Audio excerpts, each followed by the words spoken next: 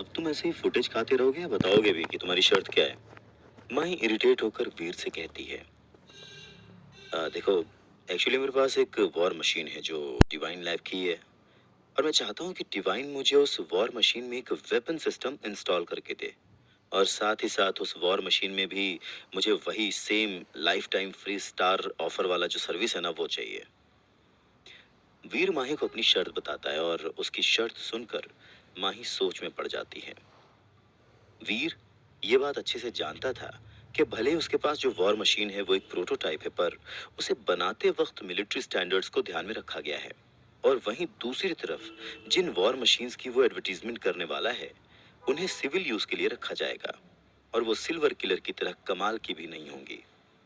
Silver killer में बस एक ही कमी है, और वो ये कि उसमें कोई वेपन सिस्टम इंस्टॉल्ड नहीं था। इंडिपेंडेंट वेपन्स यूज करना ना तो वीर के लिए कन्वीनियंट था और ना ही वो अपने साथ हथियार लेकर हर वक्त घूम सकता था। आफ्टर ऑल, फिर सिल्वर किलर के पोर्टेबल होने का मतलब ही कहाँ रह जाता। इसके अलावा अगर एक बार सिल्वर किलर डैमेज हो गई तो फिर ऑर्डिनरी रिपेयर स्टेशंस इस सुपर बायोलॉजिकल वॉर मशीन को ठीक नहीं कर पाएंगे, और इसीलिए वीर को डिवाइन की सर्विसेज की जरूरत थी। उसने सब कुछ बहुत अच्छे से सोचा, और सोचने समझने के बाद माही को अपनी ये शर्त बताई थी। कोई और शर्त तो नहीं है तुम्हारी? कुछ देर तक सोचने के बाद माही वीर से अपनी आवाज में बिना किसी इमोशन के पूछती है। नहीं, फिलहाल के लिए तो नहीं। वीर अपने चेहरे पर स्माइल के साथ जवाब देता है। ठीक है, मैं तुम्हारी इस रिक्वेस्ट को सबमिट करके आगे फॉरवर्ड कर दूंगी, और फिर हमारे हायर ऑफिशियल्स डिवाइन के साथ इस बारे में बातचीत कर लेंगे। अब तुम वापस जाओ और बेलगांव मिलिट्री एकेडमी में ही रहना, ताकि मैं तुम्हें इस बातचीत का नतीजा बता सकूं, ठीक है? इधर उधर मत निकल जाना। माही अपनी सीट पर से उठते हुए वीर से कहती है और वहां से चली जाती है। वीर जैसे इंसान के साथ एक ही छत के नीचे एक सेकंड भी और गुजारना उसे मंजूर नहीं था। यह फाइनली मैं अमीर बन गया। हर साल 50 करोड़ की एडवर्टीजमेंट फी और इस्तेमाल करने के लिए लेटेस्ट वॉर मशीन्स।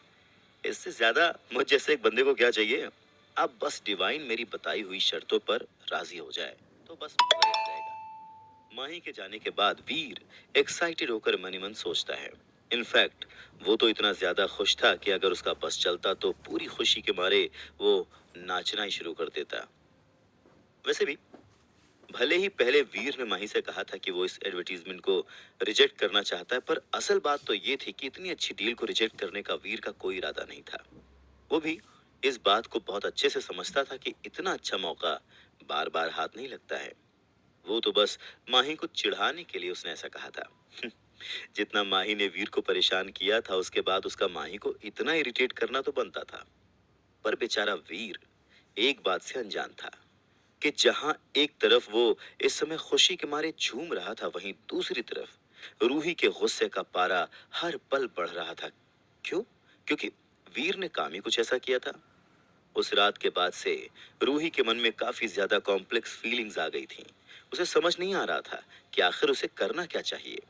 वीर की गर्लफ्रेंड बन जाना चाहिए या फिर उसे रिजेक्ट कर देना चाहिए। बहुत ही कॉम्प्लिकेटेड सिचुएशन थी उसके सामने। अगर वो वीर की गर्लफ्रेंड बन जाती है तो पूरी एकेडमी को ये पता चल जाएगा कि my girlfriend is Ruhi Chauhan नाम की आईडी वाला इंसान कोई और नहीं बल्कि वीर ही है, और फिर वो लोग उसे टीज कर करके उसका जीना हराम कर देंगे। उस पर से फिर रूही को यह भी समझ में नहीं आ रहा था कि आखिर वो ऐसा क्या करे कि वीर गिव अप कर दे। आखिर वीर एक बार नहीं बल्कि कई बार रूही के सामने ये दिखा चुका था कि वो इतनी आसानी से रूही का पीछा तो नहीं छोड़ेगा।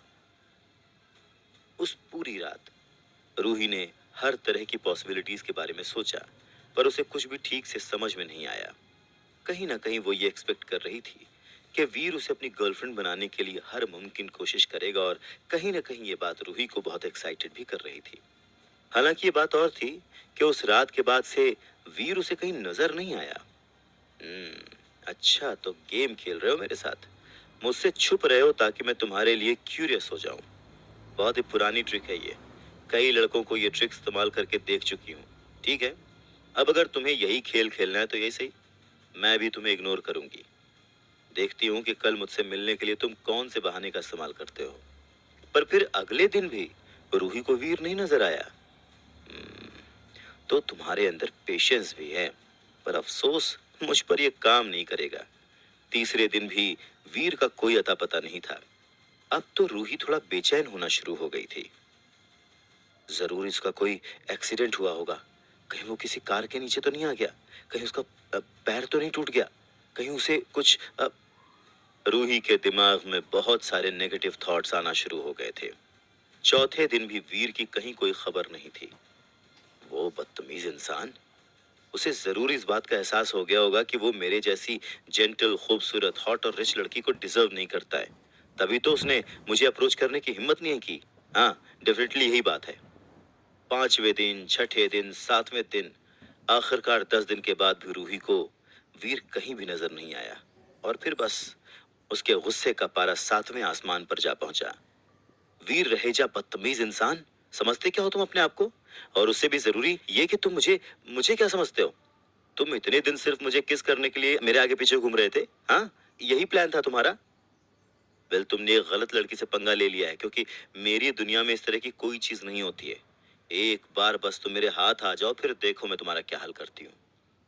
रूही चौहान गुस्से से पागल हो चुकी थी। और ठीक उसी समय वीर एकेडमी में वापस आया। और अभी उसे रूही को ढूंढने का मौका भी नहीं मिला था कि तभी, वीर, बिल्कुल सही समय पर आए हो तुम। मेरे साथ प्रोफेसर वर्मा की क्लास में चलो अभी। हॉस्टल रूम में पहुंचते ही वीर की मुलाकात मोहित से होती है, जो उसका हाथ पकड़कर उसे खींचते हुए कहीं ले जाने लगा। तुम कब से प्रोफेसर वर्मा की क्लास में जाने लगे? आई मीन, तुम्हें तो उनकी क्लास में कभी कोई इंटरेस्ट था ही नहीं। मोहित का एक्साइटमेंट देखकर वीर बहुत ज्यादा कंफ्यूज था। आखिर इन 10 दिनों में ऐसा क्या हो गया कि मोहित में इतना चेंज आ गया? यही ख्याल वीर के मन में चल रहा था। दरअसल मोहित एक बहुत ही गर्म खून वाला इंसान था। वो सब कुछ जल्द से जल्द सीख तो लेता था, पर जब बात आती थी बोरिंग थ्योरीज की तो उसे टॉर्चर जैसा फील होता था। प्रोफेसर वर्मा का जो ये नया course modern theories of martial arts था, वो उन कोर्सेज में से एक था जिससे मोहित को सिर दर्द होता था। इनफैक्ट खुद प्रोफेसर वर्मा का पढ़ाने का ढंग और उनके एक्सप्रेशंस बहुत ज्यादा डल थे, और इसीलिए प्रोफेसर वर्मा कहीं से भी मोहित के फेवरेट तो नहीं थे। पर फिर modern theories of martial arts एक कंपलसरी कोर्स था, और न चाहते हुए भी मोहित को उस क्लास में जाना ही जाना था, नहीं तो वो फेल हो सकता था। पर इस बार प्रोफेसर वर्मा की क्लास को अटेंड करने के लिए मोहित बच्चों की तरह गुस्सा करने के बजाय बहुत ही ज्यादा एक्साइटेड था। प्रोफेसर वर्मा जैसे इंसान की क्लास में जाने के लिए इतनी एक्साइटमेंट, ये बात वीर के लिए जितनी ज्यादा अजीब थी, उतनी ही उसकी समझ से बाहर भी थी। अरे, तुमने सुना नहीं क्या? आज प्रोफेसर वर्मा की क्लास में मार्शल आर्ट्स के बहुत बड़े लेजेंड यश सिंघानिया और कबीर मदान को एक स्पेशल टीचिंग डिमॉन्स्ट्रेशन देने के लिए इनवाइट किया गया है। मोहित का रोम रोम एक्साइटमेंट से भरा हुआ था। मोहित की बात सुनकर अचानक से ही वीर को रियलाइज हुआ कि आखिर मोहित इतना ज्यादा एक्साइटेड क्यों था। आफ्टर ऑल, कबीर मदान मोहित का आइडल था। इनफैक्ट हॉस्टल रूम में मोहित के बेड के बगल में किसी हॉट सी हीरोइन के पोस्टर के बजाय कबीर मदान का पोस्टर लगा हुआ था। दरअसल मोहित आर्चरी में नहीं बल्कि मार्शल आर्ट्स में अपना मेजर करना चाहता था, पर क्योंकि उसकी फिटनेस रेटिंग बहुत ज्यादा हाई नहीं थी, इसीलिए उसे ये स्पेशल एनरोलमेंट प्रोग्राम लेना पड़ा। पहले तो वीर को भी ये देखकर बहुत हैरानी हुई कि मोहित जैसे इंसान ने आखिर आर्चरी जैसे डिपार्टमेंट में ज्वाइन क्यों किया, जिसमें पेशेंस की जरूरत होती है, और मोहित और पेशेंस एक दूसरे के उतने ही ऑपोजिट थे जितना कि आग और पानी। पर बाद में वीर को मोहित के आर्चरी डिपार्टमेंट ज्वाइन करने की असली वजह का पता चला। सिर्फ और सिर्फ उसकी फिटनेस रेटिंग हाई ना होने की वजह से उसे मार्शल आर्ट्स डिपार्टमेंट नहीं मिला था। और वैसे भी कबीर मदान का खतरनाक स्टाइल मोहित का फेवरेट था।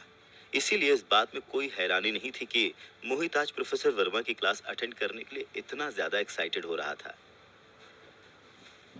इससे पहले कि वीर मोहित से कुछ और पूछ पाता या उससे कुछ कह पाता, मोहित उसे क्लासरूम में ले आया था। क्लासरूम के अंदर आकर वीर ने नोटिस किया कि प्रोफेसर वर्मा की आमतौर पर अनपॉपुलर क्लास आज स्टूडेंट से खचाखच भरी हुई थी। इनफैक्ट वहां पर तो तिल रखने की भी जगह कबीर मदान के बारे में बातें कर रही थी। इन शॉर्ट, कबीर मदान पता चल तभी तो मुझे वो लुटा जाएगा। पर एक बात तो उसने सही सोची थी। वाकई में वीर का सफर तो अब शुरू हुआ था। अब आगे देखिए क्या होता है।